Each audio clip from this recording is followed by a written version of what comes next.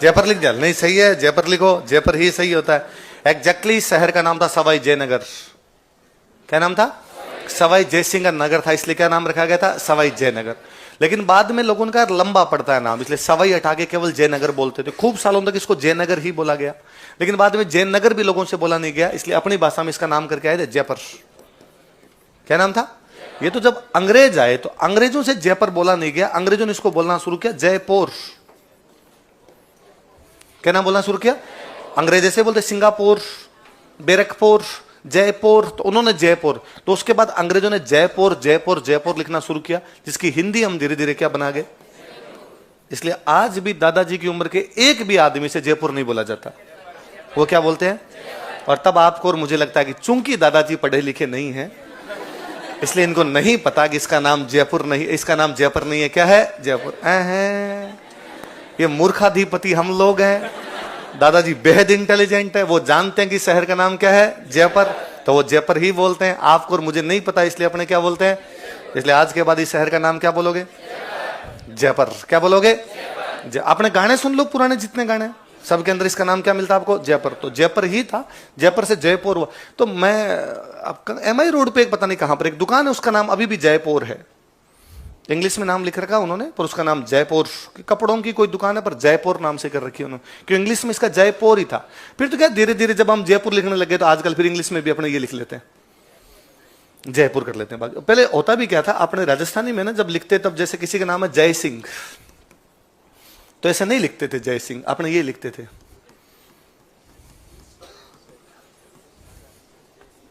जय सिंह। जैसे आप नाम देखो जैत सिंह, वास्तव में नाम होना चाहिए जयंत सिंह या जयत सिंह, तो ये इधर जोड़ दिया जाता, ये जोड़ के जयत बोल देते उसको। ये इधर की मात्रा इधर कर दो तो जयत सी बोलने लग जाते, तो ये पूरा भी नहीं बोलते। जैसे ये भी आप कभी नोटिस करना, अपने राजस्थान में कोई भी बंदा है ना, इसको सही नहीं बोलता है। आप कभी सिंह नहीं बोलते इसको, या तो आप बोलते हो या आप बोलते हो महेंद्र सिंह, सुरेंद्र सिंह, रतन सिंह, या पूरा कोई बोलेगा रतन सिंह, महेंद्र सिंह, सुरेंद्र सिंह। आप कभी ये नहीं सुनो किसी ने आप कहा कि उसका नाम रतन सिंह है बोला ही नहीं जाता। हम कितना हिंदी पढ़ गए उसके बावजूद नहीं बोला जा रहा है हम, और इंग्लिश में तो होता ही यही है, तभी आपकी स्पेल ये हुआ। यदि आपका यह होता तो ये होना चाहिए। जी कहां से लाए फिर आप? यदि आप जी लगा रहे हो इसका मतलब वो सिंह था, सिंह होता ही नहीं था। गुजराती में सिंह होता है, इसलिए गुजरातियों की स्पेलिंग देखना कभी ये होती है, अपने होता ही नहीं था। तो अपने वो जयपुरी हो गया, जय जय का जय बोलते थे। अभी भी किसी का नाम होता है घर में भी, यदि किसी का नाम जय से शुरू हो रहा है तो अपने से नहीं बोला जाता। जयराम, किसी का नाम जय राम है तो जयराम। आप कभी यूं जय श्री राम, जय श्री राम जय बोलते हैं? आप कभी सुना जय श्री राम पूरा बोला होना? जय श्री कृष्णा नहीं बोला, जय श्री कृष्णा, जय श्री राम, तो जय जय ही हो जाता है अपना। इधर ऐसे ही बोला करते, जैसे बोलते वैसे लिख लिया करते। तो इस शहर का नाम जयपुर नहीं है, शहर का नाम क्या है? जयपुर। और इसकी स्थापना अभी थोड़े दिन पहले ही हुई थी, लेकिन 18 नवंबर 1727। सुकार था, उसका नाम था विद्याधर भट्टाचार्य। लेकिन आर्किटेक्ट एक बंगाली ब्राह्मण था, जिसके नाम पर हमने पूरी कॉलोनी बसा रखी है, विद्याधर नगर। तो इस बार जब भी विद्याधर नगर की तरफ जाएं तब आप याद करना कि अरे यार ये तो उस वास्तुकार के नाम पर है, जिस वास्तुकार का पूरा नाम क्या था? विद्याधर भट्टाचार्य। क्या नाम है बोलो देखे? ये जिनके नाम के बीच में डी लगाओ मतलब पुर्तगाली है। Vasco da Gama, Alfonso de Albuquerque, Nuno da Cunha, Jonathan da Costa, Xavier de Silva. मैं उधर होता, मेरा नाम होता राजवीर डी चल कोई है ना, ऐसा कोई डी लगाए बिना नाम बनता वहां पर नहीं। आपने किसी नाम रमेश कुमार होता, वहां होता तो रमेश डी कुमार, तो डी लगाना जरूरी है। तो डी आ गया, इसका मतलब बंदा कहाँ का है? पुर्तगाल का। नाम क्या था बंदे का बताओ जी। अब राजा ने कहा कि यार इन दिनों में कोई शहर बसा हो और तो वो मंगाओ यार, कैसे कोई शहर बसे। राजा किसी ने कहा कि चाइना में एक शहर है, उस शहर का नाम है कैंटन। चाइना में शहर कौन सा है? कैंटन। का इराक में एक शहर है, उसका नाम है बगदाद। कौन सा शहर? तो चाइना का शहर तो कौन सा? कैंटन। इराक का शहर कौन सा? का यार ये बहुत सुंदर शहर बसे हैं। राजा ने कहा इनके मैप मंगाओ, इनको रीड करते हैं, इनकी स्टडी करते हैं, ये शहर कैसे बसे थे, कहां पर सड़कें बनाएगी, कैसी सड़कें बनाएगी, कितनी ढलान दी गई, पानी किधर निकलता था, पानी की व्यवस्था किधर थी, बाजार कहां पे बनाया गया था। राजा ने पूरा स्टडी किया, 2 शहरों के मैप स्टडी किए। कौन कौन से? तो कोई पूछे जयपुर को कौन से शहरों की तरह बसाया गया था? देख लो। अब राजा ने पुर्तगाल वाला ज्योतिषी से पूछ लिया, अलग अलग शहरों के मैप मंगवा लिए। फिर राजा ने कहा अब मैं बताता हूं कैसे करना भाई, अब अपना दिमाग लगाओ खुद का। तो राजा ने कहा ये अपना मैप है, पूरा स्क्वायर होना चाहिए पूरा का पूरा। का ठीक है। कहा अब इसको 9 भागों में बांट दो। कितने स्क्वायर में बांट दो? वो भी 9 स्क्वायर, सब बराबर चौकड़ियां होनी चाहिए सबकी सब। क्यों 9 में? क्यों? क्योंकि ग्रह 9 है। ग्रह क्या है? 9 है। 9 ग्रह है तो 9 के अंदर बांट लिया जाए आपने। अब तय करेंगे। तो कोई पूछेगा कि जयपुर को किस सिद्धांत पर बसाया गया था? 9 वर्ग। कौन सा सिद्धांत? कितने स्क्वायर बने हुए? फिर तय किया कि बीच में राजा खुद। राजा ने कहा मेरे ठीक सामने भगवान कृष्ण, यहां छोटी चौपड़, यहां बड़ी चौपड़, यहां माणक चौक, यहां जोरी बाजार, यहां गणगौरी बाजार। एक एक तय किया गया। भारत का पहला शहर है जयपुर जिसको ऐसे बनाया गया था। इसके अलावा कोई भी शहर जयपुर से पहले भारत में इस प्रकार नहीं बसाया गया था। इसमें यह ध्यान रखा गया कि कहां पर दुकान बनानी है, कहां पर घर बनाने हैं, कितनी रोड छोड़नी है, कहां पर सर्किल होने चाहिए। जयपुर से पुराना कोई शहर उसमें सर्किल नहीं है। यहां छोटी चौपड़ बड़ी चौपड़ इतने बड़े बड़े सर्किल है कि सरकार को सर्किल छोटे करवाने पड़े कि ट्रैफिक जैम होने लग गया वहां पर। यह सर्किल यूरोप की विशेषता थी, राजा आपने यहां पर लेके आया था। तो भारत का पहला मॉडर्न सिटी यदि कोई बसाया गया तो कौन सा है? कहा भाई बनाना शुरू करें। तो जयपुर में जो पहली बिल्डिंग बनाई गई थी उस बिल्डिंग का नाम था बादल महल। क्या नाम था? अच्छा, वास्तव में क्या था? पहले राजधानी कौन सी थी? आमेर। अब राजा ने कहा एक नया शहर बसाएंगे क्योंकि आमेर की जनसंख्या बढ़ गई, उसकी पॉपुलेशन बढ़ गई, इसलिए अपने को नया शहर बसाना है। तो नया शहर कौन सा बसाया जाएगा? जयपुर। तो राजा जब बसाने लगा तो कहां बसाएं? तो ये जो जयपुर जहां पर बसा, पुराना जयपुर परकोटे के अंदर का ना, जो अजमेरी गेट के अंदर का जयपुर है, वो बसाया था सवाई जय सिंह ने। वहां पर पहले जंगल था बहुत बड़ा, तो राजा ने पूरा जंगल काटा। जंगल में का क्या यूज था उस टाइम? तो जंगल में आप जानवर रहा करते, राजा शिकार किया करता। तो एक तालाब बना हुआ था, जंगल के जानवर उस तालाब में पानी पीने के लिए आते, राजा पास में वहां पे जाके बैठ जाता। जब भी जानवर पानी पीने आता तब राजा उसका क्या कर लिया करता? शिकार। इसलिए उस जगह का नाम था शिकार होदी। क्या नाम था जगह का? होदी का मतलब तालाब। होदी का मतलब क्या हो गया? वह तालाब जहां पर बैठ के राजा क्या करता था? शिकार। तो उसको क्या बोलते थे? शिकार। फिर एग्जैक्टली उसी जगह पर पहली बिल्डिंग बनाई गई। उस बिल्डिंग का नाम क्या था? कौन सा है? जयपुर। और ये हम तारीफ नहीं कर रहे, बाकायदा यूनेस्को एक बॉडी का नाम सुना आपने, है ना? यूएन की एक बॉडी है, उसका नाम क्या है? यूनेस्को। और यूनेस्को एक लिस्ट जारी करती है, उस लिस्ट को बोलते हैं वर्ल्ड हेरिटेज लिस्ट। क्या बोलते हैं? उसमें जो पुरानी हेरिटेज चीजें हैं उनको नाम डाले जाते हैं। तो हिंदी में अपने इसको बोलते हैं विश्व विरासत सूची। क्या बोलते हैं? तो इस लिस्ट के अंदर इसका नाम डाला गया था 2019 में। कब डाला गया था? तो कोई पूछे भाई राजस्थान का कौन सा शहर जो है वो विश्व विरासत सूची में शामिल किया गया था? कौन सा? लायक भी है भाई, है ना? उस लायक भी है जयपुर की शामिल किया जाए। अब मैं ना हमेशा उदाहरण देता ही हूं, आप भी कभी इस बात को नोटिस करना। जयपुर के अलावा एक तो मेरा हमेशा ये मानना है कि राजस्थान में एक ही शहर है, वो जयपुर है, बाकी राजस्थान में कोई शहर है ही नहीं। प्रेसिडेंट कहता नहीं सर जोधपुर भी है, तो ये जोधपुर बीकानेर एशिया के सबसे बड़े गांव है ना? तो जैसलमेर बाड़मेर तो डाणिया है ना, उनका तो शहर से कोई लेना देना ही नहीं। शहर नाम की जो चीज है वो कौन सा? अपना जयपुर है। पर आप फिर भी यदि आप उनको शहर मानते हो, बीकानेर, जोधपुर, उदयपुर, अजमेर जो भी है, उनका पुराना जो सिटी है उसको देखिए आप, सड़कें देखिए, इतनी संकड़ी संकड़ी गलियां हैं कि बाइक घुस जाए और सामने से भी बाइक आ जाए तो एक को ब्रेक लेनी पड़े। मतलब बाइक भी ब्रेक लेनी पड़ती है, 2 बाइक एक साथ तो उसके अंदर निकलती नहीं। कारण है पुराने शहर है, पुराने शहर है तो उनमें सड़कों वगैरह का ध्यान है नहीं रखा गया। फिर कैसे बसा वो शहर? ऐसे बसा कि राजा ने जाकर मैं यहाँ किला बना रहा हूं, तुम रह जाओ रे, जहां जिसकी जी में बैठ जाओ। जैसे तुम बैठे हो, कोई कहीं बैठ गया, कोई कहीं बैठ गया। ऐसे लोगों ने एक घर यहां बना लिया, एक घर यहां बना लिया, एक घर यहां बना लिया, एक घर यहां बना लिया। इसलिए सब शहरों में जब बरसात आती है तो पानी भर जाता है, क्योंकि हमने वो रास्ते ब्लॉक कर दिए जहां से पानी था। अब बेतरतीब घर बने जिसको जहां बनाना था, इसलिए सड़कें एक साथ नहीं, सड़कें फिर यूं घुमावदार गलियां यूं मिलेगी आपको, अंदर से छोटी छोटी गलियां मिलेगी, इस प्रकार गलियां मिलेगी। आप जयपुर जाइए कभी, आपको बरसात के दिनों में भी जयपुर में पानी नहीं भरेगा, क्योंकि राजा ने यह भी प्लान किया कि सड़क को ढाल कितना दिया जाए कि पानी पूरा बाहर निकल जाए। पानी कहां भरेगा यह भी पूरा निश्चित किया गया कि यहां भरेगा।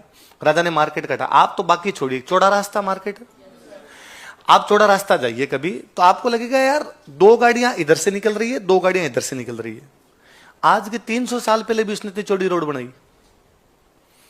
उस समय जयपुर की जनसंख्या 25,000 के आसपास थी, फिर भी वो कितना विजनरी आदमी था, कितना दूरदर्शी आदमी था। वो जानता था कि आने वाले समय में ट्रैफिक बढ़ेगा, जबकि उस समय तो गाड़ियां भी नहीं होती थी।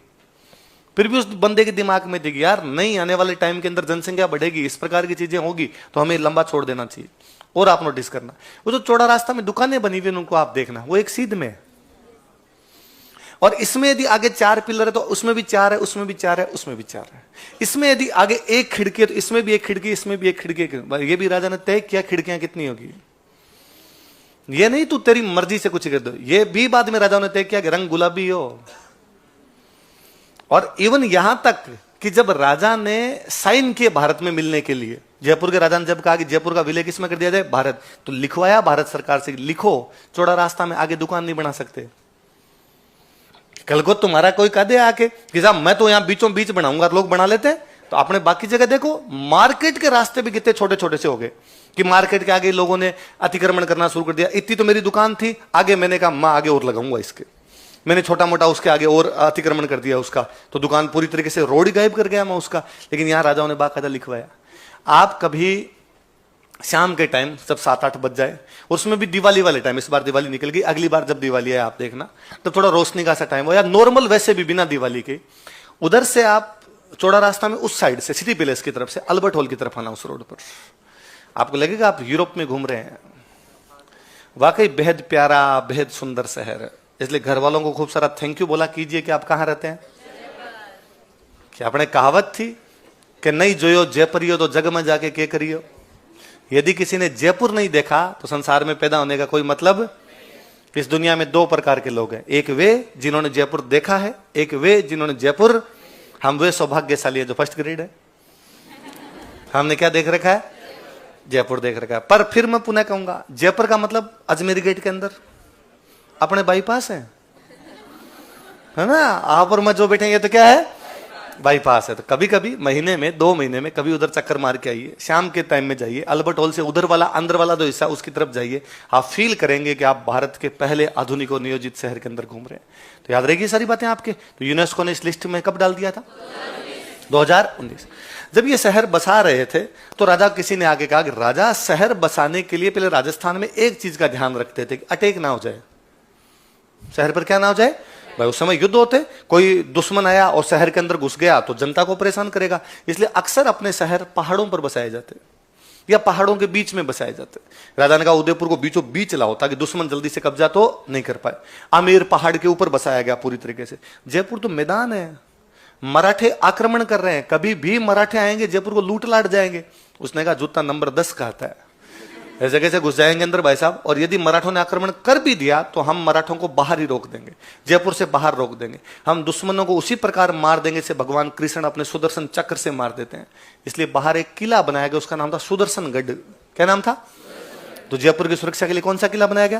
लेकिन बाद में पता चला कि यहाँ पर एक शहीद हुआ, शहीद का नाम है नाहर सिंह। क्या नाम है, इसलिए उस किले का नाम किया गया नाहरगढ़। क्या किया गया, बोले जंतर मंत्र। ये वास्तव में जंतर मंत्र नहीं होता, ये होता है यंत्र मंत्र।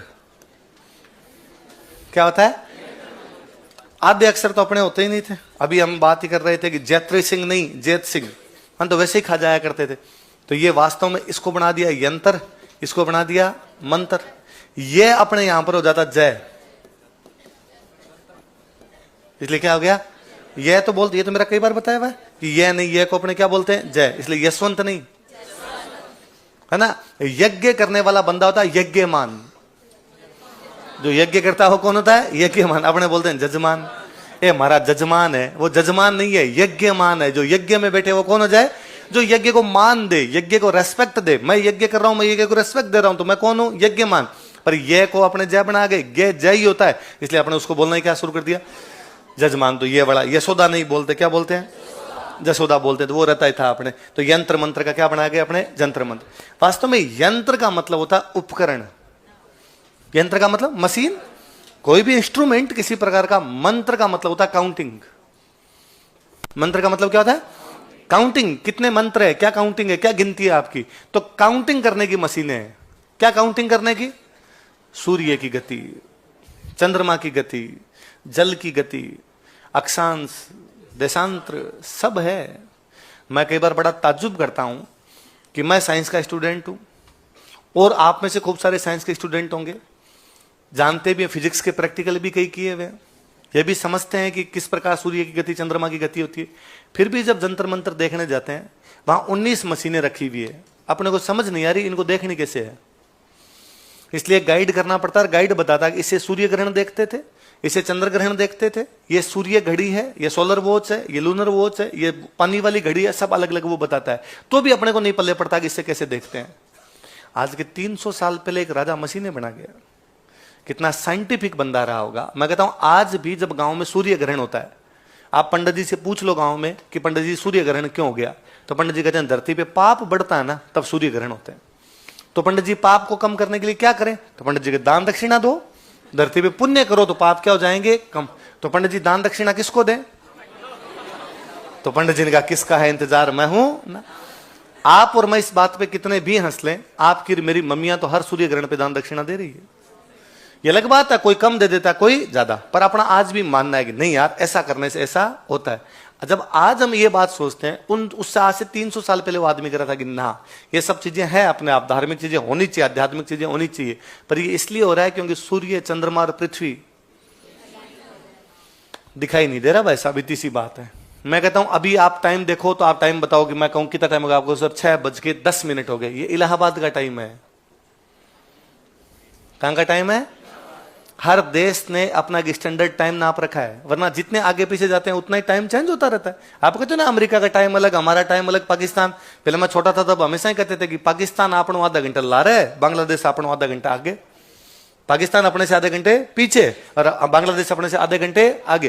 तो बांग्लादेश पाकिस्तान इधर रह गया तो पीछे आगे, वो कहीं ना कहीं सब जगह इस प्रकार का रहता है आपका आगे पीछे वाला। आप ज्योग्राफी पढ़ोगे तो और पढ़ोगे, पूर्व से पश्चिम जाते हो तो घट जाता है, इधर से इधर जाते हो तो बढ़ जाता है, सब प्रकार की चीजें पढ़ोगे आप, है ना, जो भी इस प्रकार का होता है वो। तो अपने देश ने भी माना कि यार टाइम क्या माने, यूं तो सब जगह का टाइम अलग अलग है, फिर कैसे पार पड़ेगी। तो हमने कहा इलाहाबाद का टाइम पूरे भारत का टाइम, बीच में पड़ता है इलाहाबाद लगभग, तो इलाहाबाद का टाइम ही क्या मान लिया जाए पूरे भारत का। तो अभी जो 6:10 या 11 में इलाहाबाद का टाइम है। जयपुर का टाइम तो जंतर मंतर में है, जयपुर का टाइम तो जंतर मंतर के अंदर है, वो वहां एग्जैक्टली टाइम मिलेगा उधर।